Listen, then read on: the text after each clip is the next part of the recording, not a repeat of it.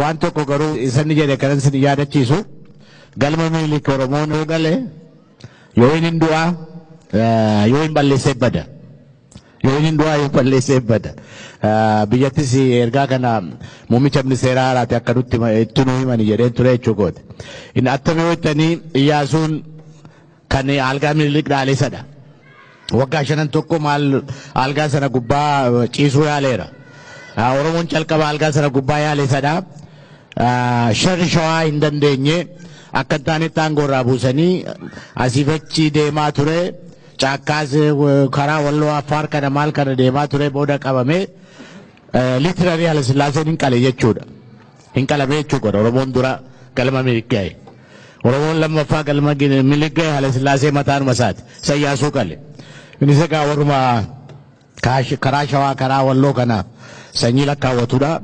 Oromoodhuma warri kana lakkaawwatan malee probably gara harka 100 keessaa 75 Oromoo fakkaata. Na dhiigni isaa wanti ta'e keemistiriin isaa olalame garuu inni otoo Oromoo baqatu gaaddidduu Oromootoo baqatu Oromoo lafaa ka'uu yaalee akka jeneraal Waaqoo guutuufaa qabsoo keessaa otoo baasu akka matoo alaqaa Maamoo Mazammirfaa otoo fannisu Hayilemaariyaam Gammadaafaa manadhaatti otoo ajjeesisu Oromoo balleessee dhuma gubbaatti garuu fincaan wattaaddaroota isaa jalatti awwaalame.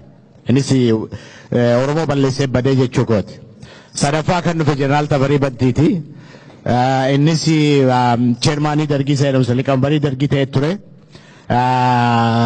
Waa Oromoos akka ta'utti Oromoos otoo hojjenne Oromoos otoo hin fakkaanne garuu liqambarii dargii ennaa sana biyya bulchaa jedhamu faana deeme akkuma keessan kana walgahii irraa harkifame akka hoolaa akka re'eetti ajjeesanii darbatan iddootti hin awwaalame iyyuu hin beekamu jechuu kooti. Jeneraal Tafarii Bantii. Dhuma gubbaatti immoo kan dhufee Mangistuu Hayilemaariyaamidha. Galma Waldee Ayyaanaati. Ta'us dhiisuus jechuu kooti.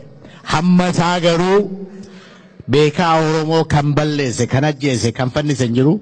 Hayilee Fidaatii qabee, Dr. Kadir Mahammadii qabee, Abdullahi Yuusufii qabee, Dr. Magarii Jiruuteetii qabee, Qees Guddinaa Tumsaatii qabee, Lakkoo Jeneraal Taaddasee Birruutii qabee, Haayiluu Raggaasaa Fa'iitii qabee, beekaa Oromoo jedhamu jenereeshiniin nu duraa uummate hunda fixeet egaa jireenya inni jiraatu Zimbaabuweetti hin beeknu.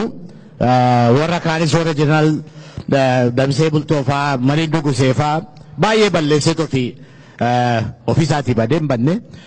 Egaa carraan Dr. Abiyyi Mahammadis akka carraa kanan taane abdii godhachaa qabsoon Oromoo qeerroo Oromootiin immoo utubaa godhatee chocho'aa jiru. Hundaa'ee walakkaa godhatee qeerroo Oromoo fudhatee yaalaa jiru. Alaas keessaa soo jabaate carraan inni nama siniin jedhe kuni seenaan sun hin daganaa deebiin dhufu ta'uu baannaan at a very critical crossroad jirra. Iddoo tokkotti asuma gubbaattan sinii dhaaba.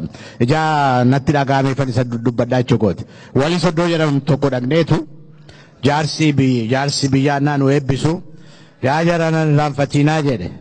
Bofoo ajjeesan lafatti hin dhiisanii mukatti fannisu malee biyyoo arraabdee kaatii jedha. Biyyoo arraabanii ka'uuf hin kaanee gawaaqnaa beeku.